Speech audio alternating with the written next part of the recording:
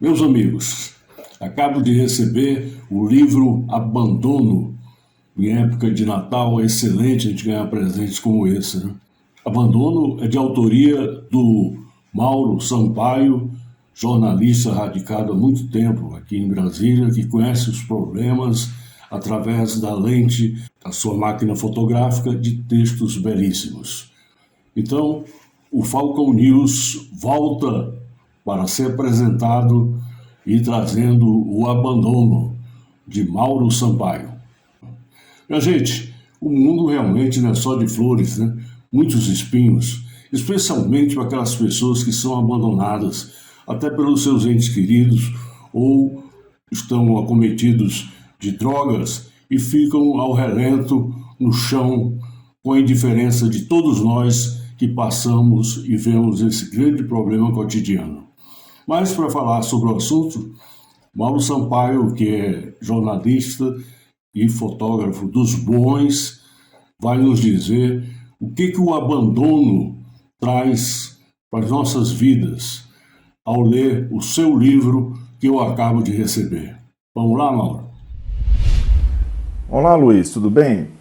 Olha, você me pergunta por que eu produzi e publiquei o livro Abandono no início de 2020, antes da pandemia, no início daquele ano, no ano passado.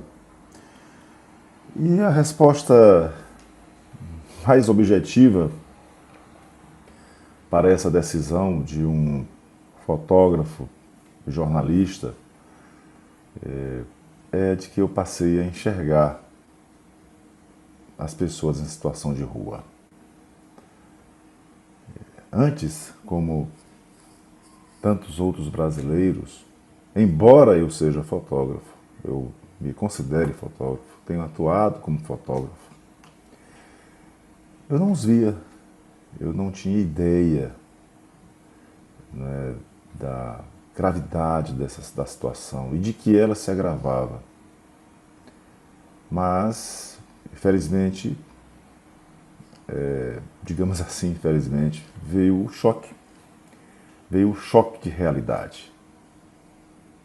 E eu vi, a partir disso, a partir dessa visão, a partir do momento que eu passo a enxergar, eu me senti compelido, chamado para produzir esta obra dolorida, que indigna. E fui e passei a fotografar. Elaborei um pequeno projeto mental, onde eu gostaria de ir, num prazo de 2 anos. Isso iniciou em 2018, no final de 2017, 2018, 2019. Fui a São Paulo, fui ao Rio de Janeiro, fui a Belo Horizonte, aqui em Brasília, né, onde resido. Passei a frequentar mais a rua para, né, ver como estava a situação dessas pessoas.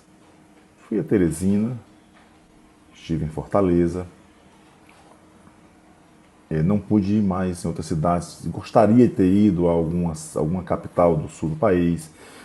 Gostaria de ter ido a alguma capital do norte do país, mas não foi possível. Não tive condições para isso, porque este é um projeto, é um livro que é produzido com recursos próprios, não tem fins lucrativos,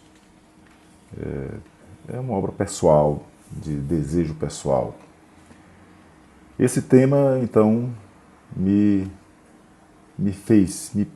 levou a pesquisar o que significa ser morador de rua, por que há moradores de rua, por que tantos brasileiros, por que tantas pessoas no mundo por aí desembarcam um determinado dia da sua vida na rua e se tornam invisíveis para a maioria da população, como que naturalizados.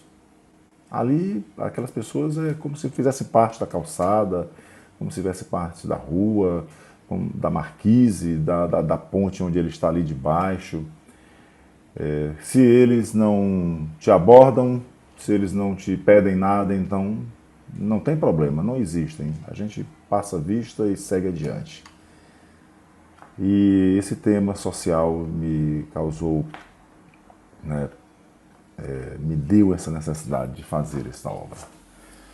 E há uma coisa dessa obra que é um trabalho fotográfico, mas também um trabalho de pesquisa sobre as condições, as características, o que leva uma pessoa a ir para a rua, os fatores econômicos, não é?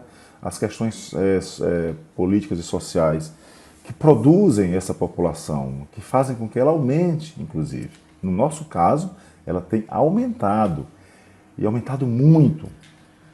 Para você ter uma ideia, uma estimativa do antigo Ministério do Desenvolvimento Social e Combate à Fome, ele, junto com os Sistemas Únicos de Assistência à Saúde, os SUAS, de várias capitais, cidades e municípios brasileiros, fez uma contagem, uma estimativa.